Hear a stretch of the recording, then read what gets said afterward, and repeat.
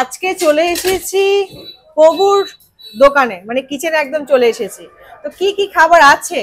আপনি তো দেরি করে দিয়েছেন, এখন তো বিকাল 5টা বাজে। হ্যাঁ, আমাদের আবার রান্না শুরু হয়েছে।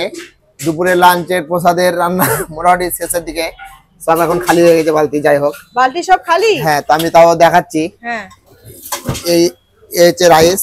রাইট, বাহ, এই যে রাইস, একদম গরম গরম ধোয়া ওঠানো ধোঁয়া রাইস, উঠছে, তাই হ্যাঁ। তো? আচ্ছা, এই রাইস হয়ে গেল। আচ্ছা, এই ভাজাটা শেষ হয়ে গেছে, আবার ভাজা হচ্ছে। এই যে সব ভাজা আছে, এই যে আচ্ছা, শেষ হয়ে গেছে। আচ্ছা, এই রয়েছে ইঁচড় সবজি। এটা সবজি? হ্যাঁ, আচ্ছা, এই যে ইঁচড়। এখানে রয়েছে সোয়াবিন সবজি। সয়াবিন সবজি একদম শেষের দিকে। শেষের দিকে আবার রান্না হচ্ছে। এখন বাজে বৈকাল 5টা। রাতের জন্য আবার রেডি হচ্ছে রান্না। পনির আইটেম, তাই তো? এটা হচ্ছে সোয়াবিন। সোয়াবিন, আচ্ছা, পনির, এই যে পনির। ওকে। হ্যাঁ, আর এখানে রয়েছে মুগের ডাল, মুগের ডাল, মটরশুঁটি দিয়ে মুগের ডাল। এই যে, আচ্ছা। এই রয়েছে চাটনি।